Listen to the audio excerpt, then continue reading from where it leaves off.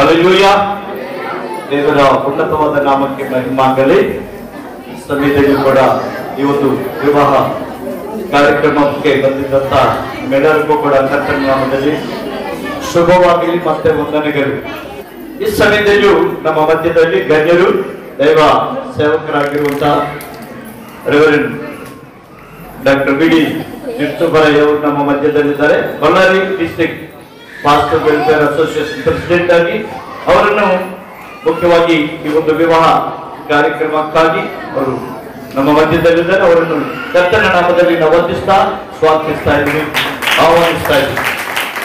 ಅದೇ ರೀತಿಯಾಗಿ ಮಿಸಸ್ ಶಾಂತಿ ಪಾಸ್ಟಮ್ ಅವರು ಕೂಡ ಶಾಂತಿ ಕ್ರಿಸ್ಟೋಫರ್ ಪಾಸ್ಟಮ್ ಅವರು ಕೂಡ ನಮ್ಮ ಮಧ್ಯದಲ್ಲಿದ್ದಾರೆ. ಅವರನ್ನು ಕೂಡ ನಾವು ಪ್ರೀತಿಯಿಂದ ವಂದಿಸ್ತಾ ಇದ್ದೀವಿ. ಮತ್ತೆ ಮುಖ್ಯವಾಗಿ ಈ ಮದುವೆಗೆ ಬೇಕಾಗಿರುವಂತ ರಿಜಿಸ್ಟರ್ ಆಗಿರುವ ಅಯ್ಯವರು ರೆವರೆಂಡ್ ವಿಜಯ್ ಕುಮಾರ್ ಅವರು ಕೂಡ ನಮ್ಮ ಮಧ್ಯದಲ್ಲಿದ್ದಾರೆ. ಕಿಂಗ್ ಆಫ್ ಕಿಂಗ್ಟನ್ ಫೌಂಡರ್ ಮತ್ತೆ ಪಾಸ್ಟರ್ ಇದ್ದಾರೆ. ಅವರನ್ನು ಕೂಡ ನಾವು ಪ್ರೀತಿಯಿಂದ ಆಹ್ವಾನಿಸ್ತಾ ಇದ್ವಿ. ಅದೇ ವಿಧವಾಗಿ ಮುಖ್ಯವಾಗಿ pastor reverend Navneet Kumar Calvary chapel trust Koppal coordinator ಅವರು ಕೂಡ ನಮ್ಮ ಮಧ್ಯದಲ್ಲಿದ್ದಾರೆ. ಅಯ್ಯವರನ್ನು ಕೂಡ ಈ ಸಮಯದಲ್ಲಿ ನಾವು ಪ್ರೀತಿಯಿಂದ ಅವರನ್ನು ನಾವು ವಂದಿಸ್ತಾ ಇದ್ವಿ, ಆಹ್ವಾನಿಸ್ತಾ ಇದ್ವಿ. ಅದೇ ವಿಧವಾಗಿ ಮಿಸಸ್ ಸುಶಲ್ಲಾ ಮೇರಿ ಅವರು ಕೂಡ ನಮ್ಮ ಮಧ್ಯದಲ್ಲಿದ್ದಾರೆ. ಅವರನ್ನು ಕೂಡ ನಾವು ಪ್ರೀತಿಯಿಂದ ಆಹ್ವಾನಿಸ್ತಾ ಇದ್ದೀವಿ. ದೇವರಿಗೆ ಮಹಿಮಾಗಲಿ. ಈ ಸಮಯದಲ್ಲಿ ಕೂಡ ನಮ್ಮ ಮಧ್ಯದಲ್ಲಿ ಅಯ್ಯವರು ಸೊಂಡೂರಿಂದ ಬಂದಿದ್ದಂತ ಪಾಸ್ಟರ್ ಯೇಸುದಾಸ್ ಅವರು ಕೂಡ ನಮ್ಮ ಮಧ್ಯದಲ್ಲಿದ್ದಾರೆ. ಅವರನ್ನು ಕೂಡ ನಾವು ಪ್ರೀತಿಯಿಂದ ಆಹ್ವಾನಿಸ್ತಾ ಇದ್ದೀವಿ. ಮತ್ತೆ ಮಿಸಸ್ ಯೇಸುದಾಸ್ ರತ್ನಮ್ಮ ಅವರು ಕೂಡ ನಮ್ಮ ಮಧ್ಯದಲ್ಲಿದ್ದಾರೆ. ಅವರನ್ನು ಕೂಡ ನಾವು ಪ್ರೀತಿಯಿಂದ ಆಹ್ವಾನಿಸ್ತಾ ಇದ್ದೀವಿ. ರಾಜು ಮತ್ತೆ ಅದೇ ವಿಧವಾಗಿ ಸಹೋದರಿ ಸ್ವರಾಜ್ ಅವರನ್ನು ಕೂಡ ಪ್ರೀತಿಯಿಂದ ನಾವು ಆಹ್ವಾನಿಸ್ತಾ ಇದ್ದೀವಿ. ಅಷ್ಟು ಮಾತ್ರ ಅಲ್ಲ, ಮುಖ್ಯವಾಗಿ ವಧುವರರನ್ನು ಕೂಡ ಆಹ್ವಾನಿಸ್ತಾ ಮತ್ತೆ ಅವರ ತಂದೆ ತಾಯಿಗಳನ್ನು ಇರು ಪಕ್ಷದಲ್ಲಿರುವಂತಹ ಬೀಗರನ್ನು ಬಂಧು ಬಳಗವನ್ನು ಅವರ ರಕ್ತ ಸಂಬಂಧಿಗಳನ್ನು ಬಂದಿದ್ದಂತೆ ಎಲ್ಲ ಕೂಡ ನಿಮ್ಮನ್ನೆಲ್ಲರೂ ಕೂಡ ಪ್ರೀತಿಯಿಂದ ಈ ಒಂದು ಕಾರ್ಯಕ್ರಮಕ್ಕೆ ನಾವು ಆಹ್ವಾನಿಸ್ತಾ ಇದ್ವಿ.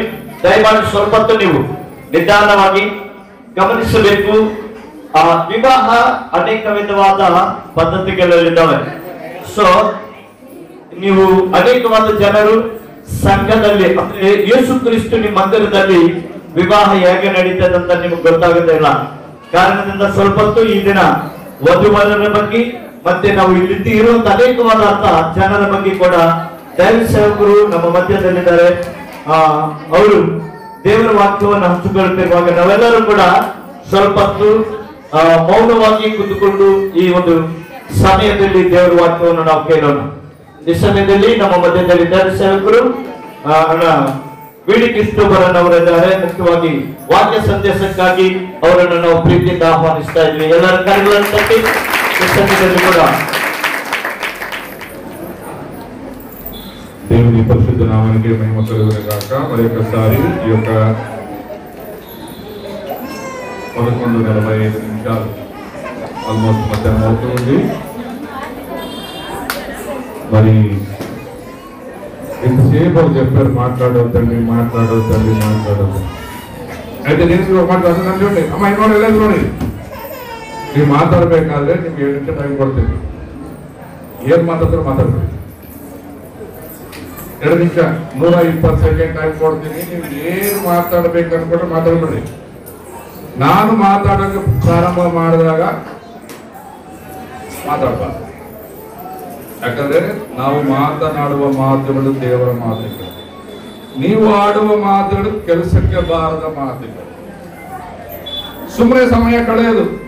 ಮನೆಯಲ್ಲೇ ನೀವು ಕೆಲಸಕ್ಕೆ ಹೋದ್ರೆ ಅದೇ ಏನಂತಾರೆ, ಹೋದಾಗ ಕೊಯ್ಯಕ್ಕೆ ಹೋದ್ರೆ ಅದೇ, ಬಸ್ಸಲ್ಲಿ ಕೂತ್ಕೊಂಡ್ರೆ ಅದೇ, ನಿಮ್ಮ ಮನೆಯಲ್ಲಿ ನಿಮ್ಮ ಟಿವಿ ನೋಡುವಾಗ ಅದೇ, ಇಲ್ಲಿ ಬಂದ್ರೆ ಅದೇ ಬೇಡ.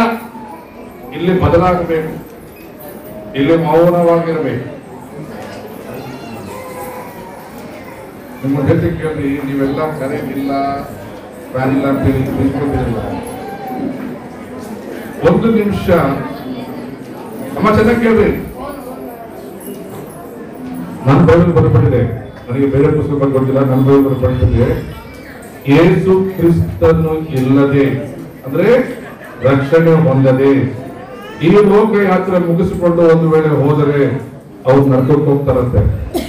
ನೀವು 2 ನಿಮಿಷಕ್ಕೆ ಗಾಳಿ ಬೀಸ್ಕೊಳ್ತಿದ್ರಿ, 2 ನಿಮಿಷಕ್ಕೆ ಗುರಿ ಅಂತಿದ್ರಿ. ಆ ಉರಿ ತಪ್ಪಿಸ್ಕೊಳ್ಬೇಕಾದ್ರೆ ಇಲ್ಲಿ ಯೇಸು ಕ್ರಿಸ್ತ ರಕ್ಷಕನಾಗಿ ಅಂಗೀಕರಿಸಿಕೊಳ್ಳಬೇಕು. ಯೇಸು ಕ್ರಿಸ್ತರು ಇಲ್ಲದೆ ಹೋದರೆ ನಿಮಗೆ ಎಷ್ಟು ಆಸ್ತಿ ಇರಲಿ, ಅಂತಸ್ತಿರಲಿ, ಈ ಲೋಕದ ವೈಭವಗಳು ಏನಿರಲಿ ಅವೆಲ್ಲ ವ್ಯರ್ಥ ಪ್ರೇರೆ. ದೇವರ ವಾಕ್ಯ ತಂದುಬಿಟ್ಟಿದೆ, ಒಬ್ಬ ಇಡೀ ಲೋಕವನ್ನು ಸಂಪಾದಿಸಿಕೊಂಡು ಅವನ ಆತ್ಮವನ್ನು ಕಳೆದುಕೊಂಡರೆ ಏನು ಲಾಭ? ಈ ಮದುವೆ ನಾವು ಈಗ ಮಾಡಿ ಈ ವಾಕ್ಯ ಹೇಳ್ಬೇಕಂತ ಕಾರಣ ಗೊತ್ತಾ? ಏನನ್ನ ಸುಮ್ಮನೆ ಕೂಡಿ ಟೈಪಾಸ್ ಮಾಡಕ್ಕಲ್ಲ. ನಿಮ್ಮಲ್ಲಿ ಒಬ್ಬರಾದರೂ ರಕ್ಷಣೆ ಹೊಂದಿ ಪರಲೋಕದಲ್ಲಿ ಸೇರಿದ್ರೆ ಅಲ್ಲಿ ಹಬ್ಬ. ಈ ಮದುವೆಗೆ ನಾವು ಬಹುಮಾನ ಕೊಡ್ತೇವೆ, ಆದ್ರೆ ಇವರ ಮೂಲಕ ದೇವರಿಗೆ ಕೊಡಬೇಕಾದ ಬಹುಮಾನ ಏನು ಗೊತ್ತಾ? ಒಬ್ಬ ಪಾಪಿ, ಒಬ್ಬ ಕೆಟ್ಟವನು, ಒಬ್ಬ ಮೋಸಗಾರ, ಒಬ್ಬ ಸುಳ್ಳುಗಾರ ರಕ್ಷಣೆ ಹೊಂದಿ ಈ ದಿನ ಯೇಸು ಕ್ರಿಸ್ತರಿಗೆ ಅವರ ಜೀವನವನ್ನು ಕೊಟ್ಟರೆ ಅಲ್ಲಿ ಒಳ್ಳೆಯ ಸಂತೋಷ ಕಾರ್ಯ. ಆ ಕಾರ್ಯ ಆಗೋದಕ್ಕೆ ನಾವು ನಿಮಗೆ ಕೇಳಿದ್ರೆ ಮೌನವಾಗಿರ್ರಿ. ನೀವು ಮೌನವಾಗಿರುವುದಾದ್ರೆ ಕಾರ್ಯ ಬೇಗ ಮುಗಿಸ್ಕೊಂಡು ಎಷ್ಟು ಚೆನ್ನಾಗಿದೆ ಮೌನವಾಗಿ. ದೇವರನ್ನು ಆಶ್ರಯಿಸಲಿ. ಮತ್ತೊಂದ್ಸಲ ಈ ವೇದಿಕೆಲ್ಲ ದೇವರನ್ನು ನಾನು ಮುಗಿಸ್ತಿದ್ದೇನೆ, ದೇವರ ಸೇರಿಕೆ ಮುಗಿಸ್ತಿದ್ದೇನೆ. ಒಂದು ಹೊಸದಾಗಿ ಮದುವೆ ಆಗತಿರುವಂತ ಮದುವೆ ಆಗಲಿಕ್ಕಿರುವ ನಿಮ್ಮಲ್ಲಿ ಅನೇಕರಿಗೆ ಒಂದು ಅನುಮಾನ ಅಲ್ಲ, ಯಾಕೆ ಹುಡುಗಿ ಹೊರಗಡೆ ಕೂತಾಳೆ, ಹುಡುಗ ಎಡಗಡೆ ಕೂತಾನೆ, ಯಾಕೆ ಹುಡುಗಿ ಬಲಗಡೆ ಕೂತಾಳೆ, ಹುಡುಗ ಬಲಗಡೆ ಕೂತಾಳೆ? ನಾನು ಕೂಡಿಸಿದ್ರೆ ಈ ಕಾಟಲ್ಲ, ಯಾ ಹುಡುಗ ಈ ಕಡೆ ಬರ್ದೆಯ ಆ ಕಡೆ ಕೂಡಿಸಿದ್ರೆ ಮತ್ತೆ ನಮ್ಗೆ ಗೊತ್ತಾಯ್ತು ಅವ್ರಿನ್ನೂ ಮದುವೆ ಆಗಿಲ್ಲ, ಆಗುವವರಾಗಿದ್ದಾರೆ. ನಮ್ಮ ವಿಜಯ್ ಕುಮಾರಯ್ಯನವರು ಆಮೇಲೆ ಮದುವೆ ಮಾಡಿದ ನಂತರ ಅವರಿಬ್ಬರು ಗಂಡ ಹೆಂಡತಿಗೆ ಬದಲಾಗ್ತಾರೆ. ನಮ್ಗೇನಂದ್ರೆ ಈ ಕಡೆ ಇರ್ಬೇಕು ಹೆಣ್ಣುಡಿಗೆ, ಗಂಡ ಆ ಕಡೆ ಇರಬೇಕು. ನಾನು ಒಪ್ಕೊಳ್ತೇನೆ, ನಾನು ನಿಮ್ಮನ್ನ ತಪ್ಪಾಗಿ ಹೇಳ್ತಿಲ್ಲ. ಈಗ ಆಮೇಲೆ ಗಂಡ ಹೆಂಡತಿಯಾಗಿ ನಿಮಗೆ ಪರಿಚಯ ಮಾಡಿಸಿದ ನಂತರ ಬೈಬಲಲ್ಲಿ ಬರೆದುಕೊಂಡ ವಾಕ್ಯದ ಗೊತ್ತಾ? ದೇವರು ಸ್ತ್ರೀಯನ್ನು ಪಕ್ಕದಲ್ಲಿ, ಅದು ಬಲಗಡೆನ ಎಡಗಡೆ ಗೊತ್ತಿಲ್ಲ, ಬಲಗಡೆ ಗೊತ್ತಿಲ್ಲ, ಆದ್ರೆ ಪಕ್ಕದಲ್ಲಿ ಇದೆ. ಈಗ ಅವರು ಪಕ್ಕದಲ್ಲಿದ್ದಾರೆ, ಅವ್ರಿಗೆ ಬಿಟ್ಕೊಳ್ಳೋಣ. ಈ ಪಕ್ಕದಲ್ಲಿ ಇರುವ ಸಮಯದಲ್ಲಿ ಮಧ್ಯದಲ್ಲಿ ಸೇರ್ತಾ ನೋಡಿದ ನನ್ನ ಬೈಬಲ್ ಮಾತಿದೆ, ಆದಾಮ ಅವ ಚೆನ್ನಾಗಿದ್ರು, ಬೈಬಲ್ ಅಲ್ಲಿ ಅವ್ರು ಚೆನ್ನಾಗಿದ್ರು ತೋಟದಲ್ಲಿ, ಮಧ್ಯದಲ್ಲಿ ಅವರು ಸೇರ್ಕೊಂಡ್ರಂತೆ.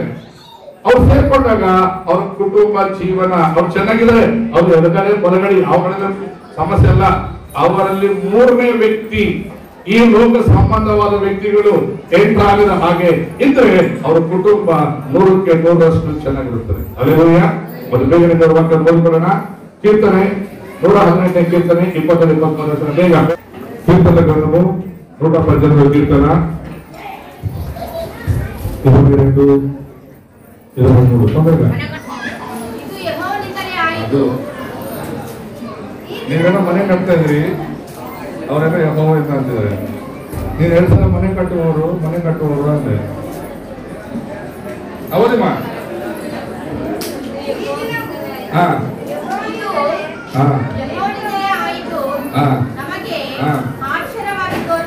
ಏನಮ್ಮ? ಎಲ್ಲಿ ಹುಡುಗ, ಎಲ್ಲಿ ಹುಡುಗಿ, ಎಲ್ಲಿ ಸೊಳ್ಳೂರು, ಎಲ್ಲಿ ವೀರಾಪುರ, ಯಾರು ಹುಡುಕಿದ್ರು? ಏನಿಲ್ಲ ಸರ್, ಫೋಟೋ ವಾಟ್ಸಪ್ ನಾಗ ಹಾಕಿದೀವಿ, ಆ ವಾಟ್ಸಪ್ ಇನ್ನೊಂದು ವಾಟ್ಸಪ್ ಇದ್ದು ಯಾರೋ ಮ್ಯಾರೇಜ್ ಬ್ರೋಕರ್ಗಳು ನೋಡಿದ್ರು ಅಂತ ನಾವು ಅನ್ಕೊಳ್ತೇವೆ. ಅಲ್ಲ, ಇದು ದೇವರು ನಿಯಮಿಸಿದ್ದು, ಇದು ದೇವರ ಕಾರ್ಯ.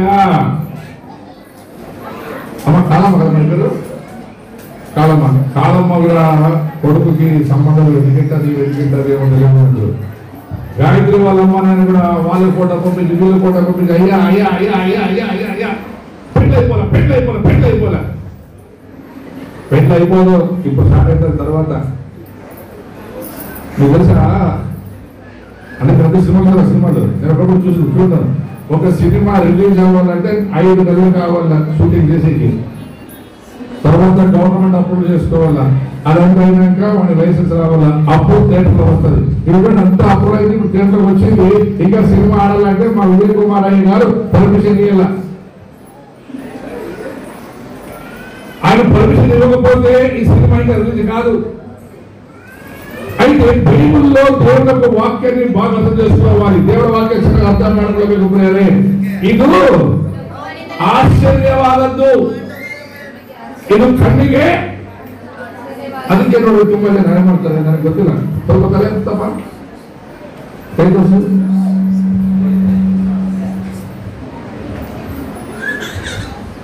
ನಾನೇನ್ ಚೆಕ್ ಮಾಡಿ ಹೇಳಿದ್ರು, ದೇವ್ರನ್ನ ಕೊಡ್ತಾರೆ, ಪ್ರಾರ್ಥನೆ ಮಾಡ್ತಾರೆ, ನಾವೆಲ್ಲ ವಾಕ್ಯ ಹೇಳ್ತೀವಿ, ಕಾಣದಂಗೆ ಇರ್ತಾರೆ. ಇಲ್ಲೊಂದ ಇಲ್ಲ ಕಾಲ ಕೆಳಗೆ ಏನದು ಚುಕ್ಕೆ, ಏನ್ ಚುಕ್ಕೆ ಅದು ಹೇಳ್ತಾರೆ ದೃಷ್ಟಿ ಅಂತ. ದೃಷ್ಟಿ ಮತ್ತೆ ನಿಮ್ಮ ಕಣ್ಣಿಗೆ ಅಷ್ಟು ಪವರ್ ಇದ್ರೆ ದೇವರ ವಾಕ್ಯ ಬರೆದುಕೊಂಡಿದೆ, ಯೆಹೋವನ ಕಣ್ಣುಗಳು ಅವರ ಕಡೆ ಯಾವಾಗ ಇರ್ತಾವಂತೆ. ಅದು ದೃಷ್ಟಿ ಬಿಡೋಕೆ ಸಾಧ್ಯ ಇಲ್ಲ. ಅದೊಂದು ಆಶ್ಚರ್ಯವಾಗಿದೆ. ಈ ಕಾರ್ಯ ದೇವರಿಂದ ಆಗಿರೋದು. ಕೇಳ್ತಾನೆ 118 ಬೇಗ ಬೇಗ ಬೇಗ ಯಾರಿಂದಾಯ್ತು? ಯೆಹೋವನಿಂದಲೇ ಆಯಿತು, ನಮಗೆ ಆಶ್ಚರ್ಯವನ್ನು. ಈ ದಿನವು ಯಾವ ದಿನ? ಈ ದಿನ, ಈ ಹೊತ್ತು, ಈ ಗಳಿಗೆ ಇದು ದೇವರಿಂದ ನೇಮಕ ಮಾಡಿರುವಂತ ಕಾರ್ಯ. ಈ ಕಾರ್ಯಕ್ಕಾಗಿ ನಾವು ಅನೇಕ ತಿಂಗಳುಗಳು ಪ್ರಾರ್ಥನೆ ಮಾಡಿ, ಅನೇಕ ದಿನಗಳು ಇದಕ್ಕಾಗಿ ಕೆಲವು ತಂದೆ ತಾಯಿಗಳು ಉಪವಾಸ ಪ್ರಾರ್ಥನೆ ಮಾಡಿ, ಚರ್ಚೆಯಲ್ಲಿ ಉಪವಾಸ ಪ್ರಾರ್ಥನೆ ಮಾಡಿ ಈ ದಿನಕ್ಕಾಗಿ ಕಾದಿದ್ದಾರೆ. ಒಂದು ಈ ದಿನ ದೇವರು ಆಶ್ಚರ್ಯ ಕಾರ್ಯವನ್ನು ಮಾಡುತ್ತಿದ್ದಾರೆ. ಈ ಕಾರ್ಯ ಮಾಡೋದಕ್ಕೆ ಇನ್ನೊಂದೆರಡು ಮಾತುಗಳನ್ನು ನೋಡೋಣ ಬೇಗನೆ. ಏಷ್ಯದ ಬರೆದಂತ 37ನೇ ಅಧ್ಯಾಯ, ಏಷ್ಯ ಗ್ರಂಥವು 37వ అధ్యాయం 16 చదువుకున్నాం. 15 కనుక యెహోవాకు నాకు ప్రత్యక్షమై రావలసివచ్చెను. నరపుత్రుడా, నీవు కర్ర తునక ఒకటి తీసుకొని దాని మీద యూదా వారిదనియో వారి తోటి వారికి ఇశ్రాయేలుదనియో పేర్లు రాయము. మరి ఒక తునక తీసుకొని దాని మీద ఎఫ్రాయిమునకు తునక అనగా యోసేపు వంశస్థులనియో వారి తోటి వారికి ఇశ్రాయేలు వారిదనియో రాయము. చూడండి, ఇక్కడ రెండు తునకలు ఉన్నాయి. ನಿಮ್ಮ ವಂಶ ಯಾವ್ದಪ್ಪ? ನಿಮ್ ಗೋತ್ರ? ನಿಮ್ ಗೋತ್ರ పీట్లోళ్ళు, వాళ్ళు గొడ్డెండ్లోళ్ళు. పీట్లోళ్ళు గొడ్డెండ్లోళ్ళు. అదేమో చూస్తారు మీరు, ఆ ఒక్క అర్థం చేసుకోండి. రెండు కొమ్మ, రెండు తొనకలు మండలి పట్టిలా తెలుగులో ఏముంది సార్? రెండు తొనకలు. ఒక తునకేమో పీట్లోళ్ళు, ఇంకో తునకేమో గొడ్డెండ్లు. రెండు బాగున్నాయి, పీటా గొడ్లి కాయగూరలు పెట్టేసి. పీట్లోళ్ళు గొడ్డెండ్ల పేర్లు ఏం చేయాలంట? వాటి మీద రాయాలి. మీరు చూడండి, వెడ్డింగ్ కార్డు లో రాసినట్టే కదా, పీట్ల వాళ్ళ పీట్లో కాడేస్తే పీట్లోళ్ళు, గొడ్డెండ్లు ఇస్తే గొడ్డెండ్లు. ఈ పక్క రెండు పేర్లు ఉన్నాయి కదా, ఈ రెండు పేర్లకి మధ్య ఇంకోటి ఉంది.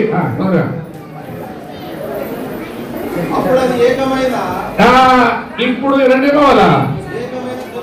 చూడండి, ఈ తునక, పీట్ల తునక, గొడ్డెండ్ల తునక రెండు ఏకమగునట్లు కొద్దిసేపు అయిన తర్వాత మా పాస్టర్ విజయ్ కుమార్ గారు వారిని కట్టిస్తారు. వారిద్దరిని కట్టిస్తారు. కట్టించడానికి మనం భారతదేశ సాంప్రదాయ ప్రకారం ఒక తాళి కడతాం. అదే వెస్టర్న్ స్టైల్ అయితే ఉంగరాలు మార్చుకుంటారు. ఇంకా కొంతమంది స్టైల్ అయితే ఉత్తర బైబుల్లే మార్చుకుంటారు. ఇంకొకరు ఏమి మార్చుకోరు. కమ్యూనిస్టులు ఏమి మార్చుకోరు. కమ్యూనిస్టులు ఏమి మార్చుకోరు. వాళ్ళు ఊరికే వస్తారు స్టేజ్ మీద, వాళ్ళు కమ్యూనిస్టులు పాటలు పాడతారు. పాటలు పాడినాక ఇద్దరు పెట్టి మీరిద్దరు ఒకరికొకరు ఐ లవ్ యూ చెప్పుకోండి. వాళ్ళు ఐ లవ్ యూ చెప్పాలా, జై కామ్రేడ్ జై కామ్రేడ్, పెళ్ళి అయిపోయారు. అది ఇక్కడ ఈ రెండు తునకలు తీసుకోవాలి, అవి రెండు జతపరచాలి, కట్టాలి. అప్పుడు అది ఏకమైన తునకాగునట్లు ఒకదానితో ఒకటి జోడించుము. అవి నీ చేతిలో ఒకటే తునకగును. ఇప్పుడు చూడండి, ఇవి రెండు దేవుడి చేతిలో ఒకటిగా ఉండాలి, దేవుడి చేతిలో ఒకటిగా ಕಟ್ಟಬಡಾಲಿ. ಇವು ಎರಡು ದೇವರ ಕೈಯಲ್ಲಿ ಒಂದಾಗಿರಬೇಕು. ಅವರಿಬ್ಬರ ಮನಸ್ಸುಗಳು ಒಂದಾದ್ರೆ ಮದುವೆ ಅರ್ಥ. ಬಹಳ ಜನ ಮನುಷ್ಯರು ಅರ್ಥ ಮಾಡ್ಕೊಳಕ್ಕಿಲ್ಲ. ಹುಡುಗಿ ನಂಗೆ ಮೆಚ್ಚೋಳು, ಒಂದು 4 ಎಕರೆ ಹೊಲ ಐತೆ, 30 ತೊಲೆ ಬಂಗಾರ ಐತೆ, ಒಬ್ಬಳೇ ಮಗಳು, ಮಾಡ್ಕೊಂಡ್ಬಿಡು, ಮಾಡ್ಕೊಂಡು ಬಿಡು, ಮಾಡ್ಕೊಂಡೇನು ಮಾಡು. 4 ಎಕರೆ ಹೊಲ, 30 ತೊಲೆ ಬಂಗಾರ ಕೊಟ್ಟು ಒಬ್ಬೇ ಹುಡುಗಿ ಮನೆ ಕರ್ಕೊಂಡು ಬರ್ತಾರ. ಅವ್ರನ್ನ ನಮ್ಮನೆಗೆ ಬಾ, ಅಲ್ಲಿದಾನ ಬಾ, ನಮ್ಮೂರಲ್ಲಿ ಬಾ. ಯಾಕ? ನಿಮ್ಮೂರಾಗ ಏನಿಲ್ಲ, ನಮ್ಮೂರಾಗ 4 ಎಕರೆ ಐತೆ, 30 ತೊಲೆ ಬಂಗಾರ ಐತೆ, ನನ್ನ ಮನೆ ಐತೆ, ನನ್ನ ಒಬ್ಬಳೇ ಮಗಳು.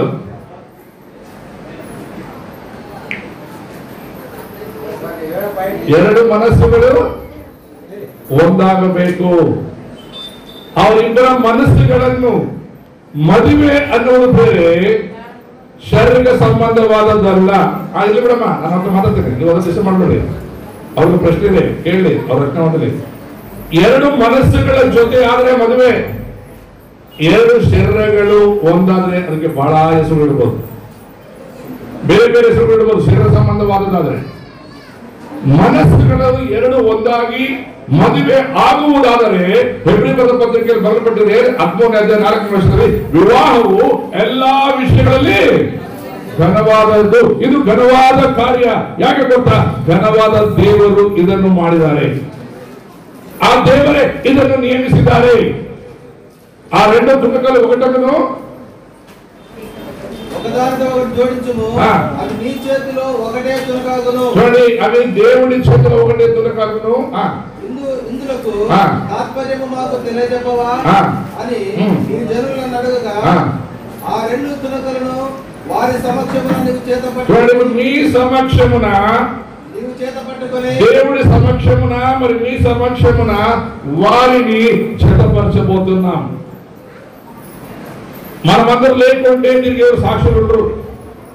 చాలా పెళ్లిళ్ళు ఉంటాయి, సాక్ష్యం ఉండదు, ఏముండదు. వాళ్ళే పోయేది, వాళ్ళే చేసుకునేది, వాళ్ళే వెళ్ళి మధ్య ಮಾಡ್ಕೊಂಡ್ರೆ ಅಲ್ಲಿ ಒಂದು ಮರ ಇತ್ತು ಸರ್, ಮರದ ಕಟ್ಕೊಂಡೆ ಸರ್, ಇಲ್ಲ ಚರ್ಚ್ ಇತ್ತು ಸರ್, ದೊಡ್ಡ ಚರ್ಚ್ ಮುಂದೆ ಹೋದ್ವಿ, ನಾವೇ ಕಟ್ಕೊಂಡಿರ್ಬೋದು. ಸಾಕ್ಷಿ ಯಾರು? ಇಲ್ಲ, ಅದಕ್ಕೆ ಸಾಕ್ಷಿ. ಸಾಕ್ಷಿ ಇಲ್ಲದ ಮದುವೆಗಳು ಮದುವೆಗಳೇ ಅಲ್ಲ.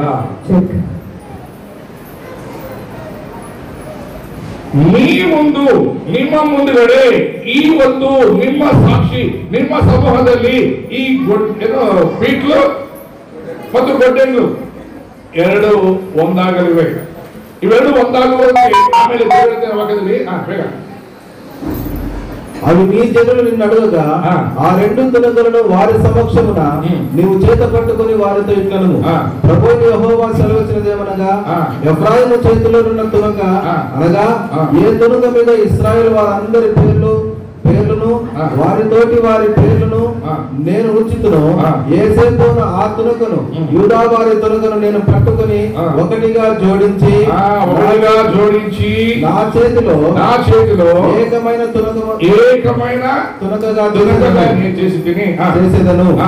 ఇట్లుండగా వారికి ఇలాగ చెప్పుము, ప్రభువు యెహోవా సెలవిచ్చినదేమనగా, చూడండి, దేవుడు మీకు సెలవిచ్చుచున్నది ఏమనగా, ఏ అన్య జనులలో ఇశ్రాయేలులు చెదిరిపోయిరో ఆయా అన్య జనులలో నుండి వారిని రక్షించి, మిమ్మల్ని చూడండి, మీ 2 కుటుంబాలను, మీ జీవితాలను దేవుడు రక్షించి, వారు ఎచ్చట ఉన్నారు, ఎక్కడెక్కడో ఉంటుంది, ఇప్పుడు ఒకటి చేసి అచ్చట నుండి వారిని సమకూర్చి వారి స్వదేశంలోనికి తోడుకొని వచ్చి, వారిక మీద ఎన్నటికి 2 జనములుగా, వీళ్ళు 2 కాదు, ఇప్పుడు గాయత్రి పేరు మార్చుకుంటుంది. అప్పుడు గొడ్లి ఇప్పుడు ఇట్లా ఒకవేళ కార్తీక్ ఏమన్నా గాయత్రి మన ಹೆಸರು ಏನಂటే ನಮ್ಮ ಹೆಸರು గొడ్లి అని అనుకో, ಹೆಂಗ గొడ్లి నేను పీట్లా ఏట్లా ఆడ ఏట్లాడేది అలా చూడండి, ఎప్పుడైతే అమ్మాయి బాగా చేసుకోండి, భర్త ఇంటికి వెళితే మీ ఇంటి పేరు మీ గోత్రం పేరు మారిపోతుంది. అది నాకు మార్చుకోరు. ಯಾಕಂದ್ರೆ ಮುಟ್ಟು ಗುಣ ಶುಕ್ರ ಹೋಗಲ್ಲ ಸರ್, ತಮ್ಮದು ನಮಗೆ ಎಲ್ಲಿ ಬಿಡಿ ಸರ್. ಯೇಸು ಸ್ವಾಮಿ ನಂಬಿರ್ತಾರೆ, ರಕ್ಷಣೆ ಹೊಂದಿರ್ತಾರೆ, ದೀಕ್ಷಾ ತಗೊಂಡಿರ್ತಾರೆ, ಪ್ರಾರ್ಥನೆ ಬರ್ತಾರೆ, ಅನ್ಯ ಭಾಷೆ ಮಾತಾಡ್ತಾರೆ, ಡ್ಯಾನ್ಸ್ ಆಡ್ತಾರೆ, ಎಲ್ಲ ಮಾಡ್ತಾರೆ. ಕೆಲವು ಸಾಂಪ್ರದಾಯಗಳಿರ್ತವೆ. ನಾನು ಅವೇನಲ್ಲ ಚುಕ್ಕೆ ಇಡೋದು, ಆಮೇಲೆ ಕೈಯನ್ನು ನಿಮ್ಮಿಟ್ಟು ಕೊಡೋದು, ಇಲ್ಲಾಂದ್ರೆ ಆರಿ ಕಾಳೆ ಜೋಬಲ್ಲಿ ಇಡೋದು, ಇವೆಲ್ಲ ಏನಪ್ಪ ಅಂದ್ರೆ ಅಲ್ಲಿ ಕಲ್ತ್ಕೊಂಡು ಬಂದಿರುವಂತ ವಿದ್ಯೆ. ಅದಕ್ಕೆ ಅಂತ ನೀವು ಯೇಸು ಸ್ವಾಮಿ ನಂಬಿಕೊಂಡ ಮೇಲೆ ನೀವು ಒಂದಾಗಬೇಕು. ಯೇಸು ಕ್ರಿಸ್ತರಲ್ಲಿ ನೀವೇನಾಗಬೇಕು? ಒಂದಾಗಬೇಕು. ಸಭೆ ಯಾವ ರೀತಿ ಯೇಸು ಕ್ರಿಸ್ತರಲ್ಲಿ ಒಂದಾಗಿದೆಯೋ ಅದೇ ರೀತಿ ಗಾಯತ್ರಿ ಈಗ ಕಾರ್ತಿಕ್ ಅವರ ಜೀವನದಲ್ಲಿ ಕುಟುಂಬದಲ್ಲಿ ಒಂದಾಗಬೇಕು. ಒಂದಾಗಿ ಗಾಯತ್ರಿ ಏನ್ ಹೇಳ್ಬೇಕು ಅದನ್ನು ನೋಡೋಣ. ಇವಾಗ ನಾನು ಬಹಳ ಸರಿ ಅಂತ ಗೊತ್ತಾ, ಹಿಂದೂ ಪ್ರಕಾರ ಪಂಚಾಂಗ ನೋಡ್ತಾರೆ, ಪಂಚಾಂಗ ನೋಡ್ತಾರೆ, ಹುಡುಗ ಹುಡುಗಿರು ಜಾತಕ ಕಲ್ತು ಬರ್ಬೇಕಂತಾರೆ. ನಾನು ಹೇಳೋದು ಹಂಗಲ್ಲ. ನಿಮ್ಮೇನಮ್ಮ ಕಾಳಮ್ಮ ಗಾಯತ್ರಿ ಕುಟುಂಬದಲ್ಲ వాళ్ళిద్దరు ఏమంటారు పంచాంగాలు వాళ్ళ జాతకాలు తెలియాల. మీకు తెలుసో తెలియదు, ఈ రోజుల్లో చాలా కుటుంబాలు పాడైపోయానికి కారణం ఏం తెలుసా? అత్తా కోడలు కలవకపోవడమే. ಅತ್ತೆ ಸೊಸೆ ಇಬ್ಬರು ಅವರ ಏನಂತಾರೆ ಪಂಚಾಂಗ ಶಾಸ್ತ್ರ ನೀವು ಅವು ನಿಮ್ಮ ಜಾತಕಗಳು ಸರಿ ಹೋಗೋದಕ್ಕೆ ಬಹಳ ಕುಟುಂಬಗಳು ಹಾಳಾಗ್ತಿದ್ದಾವೆ. ಅತ್ತೆಗೆ చాలా మంది బిడ్డలు మనకు తెలుసు, బిడ్డలమ్మా బిడ్డలు చాలా మంది బిడ్డలు తెలుసా? కొడుకు కోడల్ని అనగదొక్కి చూస్తారు, ఆడ కూతురు బాగుండాలని చూస్తారు. ఏం బాబా బాగుంటుందమ్మా, నీ మూడు బాగా చూసుకుంటాడా? నీ మూడు టైప్ ఇంటికి వస్తాడా? మీరు కొడుకు టైప్ ఇంటికి రాడు, వాడు ఆడ సాగిపడి ఉంటాడు, కోడలు నడుస్తుంటుంది. ఏమ్మా ఎట్లుంటావమ్మా, నా కొడుకు బాగా చూసుకుంటాడేమ్మా? అడిగిన పాపానికి పోతే అంత ఆడవాడు బాగా చూసుకుంటున్నాడు. ఎప్పుడో కోపం సీఎం తింటాడు, ఈ మొబైల్ రే తీవ్ర పండు ఆఫీసర్ ఇంటికి ఎవరు సందర్భాలేదు. అది తల్లి ఆడుతనా జాగ్రత్త. ప్రతి అత్త ఎలాగుండాలో రూతు రసంలో తొందరగా, రూతు రసంలో అత్త కోడలు చదువుకోవాలంటే పదవచనం తొందరగా రూతు పదగంగా 1:2 వచ్చిన. అందుకు రూతు నా వెంబడి రావద్దని నన్ను విడిచిపెట్టమని నన్ను ప్రతిమాలు కొనవద్దు, నీవు వెళ్ళి చోటికి నేను వచ్చేదను. ఏం చెప్పాలి గాయత్రి? అత్త నువ్వు ఆడుంటావో నేను ఆడే ఉంటానంట. చాలా మంది అంతా కూడా కలిసి ఉంటారు, పెళ్ళైతే నా మొగలికి ఎక్కిస్తారు. మనం ఏం చూస్తున్నామా? మీ అమ్మ అంటే నాకు, మీ అమ్మ అంటే నాకు, మరి మీ అమ్మ అంటే వాళ్ళ అమ్మకి ఎట్లుండదా? ఏమడుగుతూ నువ్వు ఎక్కడుంటావో నేను ఎక్కడుంటాను, నువ్వు వెళ్ళే చోటికి నేను వచ్చేదను, నీవు నివసించే చోటకి నేను నివసించేదను. అత్త నువ్వు ఆడ దృష్టిలో ఉండద్దా, నాకు పొద్దుంట్లో ఉంటాను. వినండి వినండి అత్తలు కోడళ్ళు వినండి. కొత్తిళ్ళు కట్టుకుంటే అత్త కొత్తింట్లో ఉండదు, అత్త పాత దృష్టిలో ఉంటుంది. కోడలు కొడుకు కొత్తింట్లో నడుస్తున్న డబ్బులన్నీ అత్తవే. అది ఏం చెప్తుంది రోజు? నీవు ఉండు చోటున నేను ఉంటానంత, నీ జనమే నా జనము. ఈ మధ్యలో నాకు ఫోన్ చేసి పెళ్లి సంబంధం అడిగిందా, సార్ నా కొడుకు సార్ నా కూతురికి మంచి అబ్బాయిని చూడండి, నా కూతురు బాగా చదువుకుంది, మంచి ఉద్యోగం ఉండేవాడిని చూడండి. సరే చూస్తానులేండి, అదే ఒక కండిషన్ సార్ అని. ఏం బా అంటే నేను ఏం లేదు సార్, ఆ పిల్లడికి అమ్మా నాన్న ఉండకూడదు అంట. ఏమంట పిల్లడికి అమ్మ నాన్న ఎవడో ఎప్పుడుతాడు పుట్టినవాడు ఎవడు అమ్మ నాయన లేక పుట్టిన వాడు చేస్తున్న ఒక్కడే అంత పరిశుభ్రంగా ఎవడు దొరకడు దొరకపోడు వాడి ఇప్పుడు పెళ్లి చేసుకోడు ఎందుకంటే ఈ పిల్ల బుద్ధి మనుషులు కాదు ఏం చెప్పాలి కోడలు అత్త నీ జనమే నా జనం బావులు ఉన్నారా మరుదులు ఉన్నారా వదిన ఉందా ఆడపడు ఇప్పుడు సార్ ఒకవేళ మగ పిల్లలు ఉన్నా ఆడపిల్లలు ఉండకూడదంట ఈ పిల్ల ఏం పిల్ల ഈ പിള്ളേർക്കില്ല ಗಣಮಕ್ಕಳು ಪರವಾಗಿಲ್ಲ ಸರ್ ಹೆಣ್ಣು ಇರಬಾರ್ದು ಸರ್ ಅಂತ ಹೆಣ್ಣು ಮತ್ತೆ ಇವರು ಯಾರು ಇವರು ಹೆಣ್ಣ ಇದು ಗಂಡ ಏನು ಗಂಡ ಗಂಡ ಜಗಳ ಮದುವೆ ಮಾಡ್ಕೊಂತಾರ ಏನೋ ಮಾಡ್ತಾರೆ ನಮ್ಮ ದೇಶದಲ್ಲಿ ಪರ್ಮಿಷನ್ ಇರುತ್ತೆ ಗೇ ಮ್ಯಾರೇಜಸ್ ಗಂಡ ಮಗ ಆಗ್ಬೋದು ಏನಿರ್ತಲ್ಲ ಇರುತ್ತಿಲ್ಲ ನೀ ಜನಮೇ నా జనము నీ దేవుడే అత్త నీ దేవుడే నా దేవుడు నీ ఇంటికి ఒక దేవుడు నా ఇంటికి ఒక దేవుడు మా నాయన ఇంటికి ఒక దేవుడు మా తాత ఇంటికి ఒక దేవుడు లేరు మాకు ఒక దేవుడే చూసింది రూతులు నయోమి దేవుడిని చూసింది రూతు నయోమి యొక్క దేవుడు ఆరాధించే తన స్థితిని వెంటనే అయ్యా అత్త నీ దేవుడే నా దేవుడు నీ దేవుని ఎందుకు నమ్మకం ఉంచుతాడత్త నడిపిస్తాడత్త పోషిస్తాడత్త ఇవన్నీ చెప్పిన తర్వాత అత్త ఒక మాట చెప్తా చూద్దాం 3వ అధ్యాయం సరే 3వ వచనం ఆమె అత్త అయిన నయోమి నా కుమారి ఇప్పుడు అత్త అయిన కాలమ్మ ఏం చెప్పాలా నా కుమారి నీకు మేలు కలుగునట్లు అని అర్థం చేసుకోండి బైబిల్లో కోడల్ని కుమారి అంటే బిడ్డ ఇంగ్లీష్ లో సార్ డాక్టర్ ఇల్లా అంటే దేవుడిచ్చిన కుమార్తె మీ కోడలు మీ ఇంటికి కూతురే ఆ కూతుర్ని బాగా ఉండాలని ఆలోచిస్తారు కదా మరి ఇంట్లో దేవుడు ఇచ్చిన కూతురు పట్ల మీ ఆలోచన ఏమంటున్నారా కుమారి నీకు మేలు కలుగునట్లు నేను నీ కొరకు విశ్రాంతి విచారించవలసిన కోడల పట్ల మేలు కోరాలి కోడలు అత్త పట్ల మేలు కోరాలి అత్త కోడల పట్ల మేలు కోరాలి అప్పుడంట 4వ అధ్యాయం 11వ వచనం పూర్వ జనం ఏం చెప్తారు చూడండి అందుకు పురద్వారము నుండి నా ప్రజలందరూ ఇప్పుడు మీరు అందరూ ప్రజలందరూ పెద్దలను మేము సాక్షులము యెహోవా నీ ఇంటికి వచ్చిన ఈ స్త్రీని చూడండి యేసు క్రీస్తు వచ్చినటువంటి ఈ అమ్మాయి ఇశ్రాయేలు వంశము ఈ ఇంటికి పీట్లో ఇంటికి వర్ధిల్లు చేసిన ఏం చేస్తారట అమ్మా మా గాయత్రి పీట్లో ఇంటికి వసం ఇట్లా అప్పుడే మా గాయత్రి గొడ్డెత్తింది పీట్లు కోసం ఏం చేయాల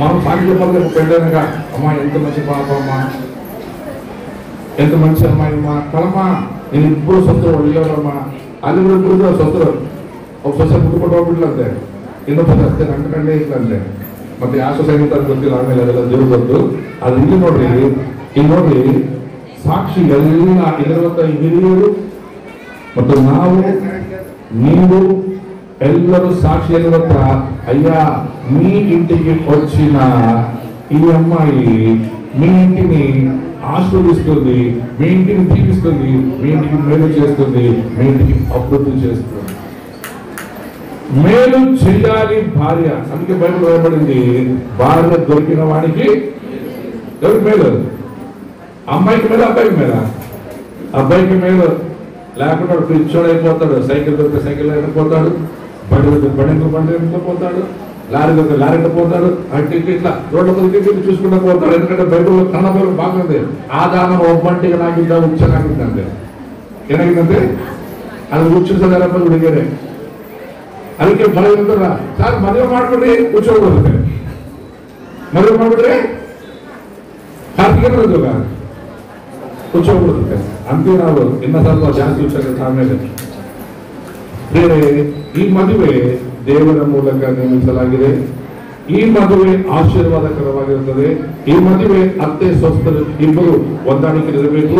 ಈ ಮದುವೆ ದೇವರ ಕೃಪೆಯಿಂದಾಗಿರುವಂತಹ ಮದುವೆ ಸೊಸೆ ಅತ್ತೆಗೆ ಮತ್ತು ಗಂಡನಿಗೆ ಹಾಜರಾಗಿರಬೇಕು. ಅದೇ ವಿಧವಾಗಿ ಗಂಡ ಹೆಂಡತಿಗೆ ಪ್ರೀತಿ ಮಾಡಬೇಕು. ಹಾಗಾಗಿ ಆ ಕುಟುಂಬ ಅಭಿವೃದ್ಧಿ ಹೊಂದಿ ಆಶ್ವಾಸ ಪಡುತ್ತವೆ. ಮತ್ತು ಬೇರೆ ಈ ಕಡೆ ಓದಿದ್ವಿ 4ನೇ ಅಧ್ಯಾಯ 11ನೇ ಶಪಥ ಸರೋವರ ಬೇಗ. అందుకు పురద్వారము నుండిన ప్రజలందరూ బయట ఉన్న ప్రజలందరూ పెద్దలను లోపల ఉన్న పెద్దలను మేము సాక్షులము మేము పైన స్టేజ్ మీద మేము సాక్షులము. యెహోవా నీ ఇంటికి వచ్చిన ఆ స్త్రీని చూడండి, యెహోవా అనగా యేసు క్రీస్తు వారు మీ ఇంటికి తీసుకొచ్చినటువంటి గాయత్రి ద్వారా ఇశ్రాయేలు వంశమును గొడ్డెట్ల వాళ్ళ వంశములకు వర్తిల చేసిన రాహేలు పీట్ల వల్ల వంశానికి ఇంటికి వర్తిల చేసిన రాహేలు చేస్తుంది. మంచి మంచి కార్యాలు చేస్తుంది.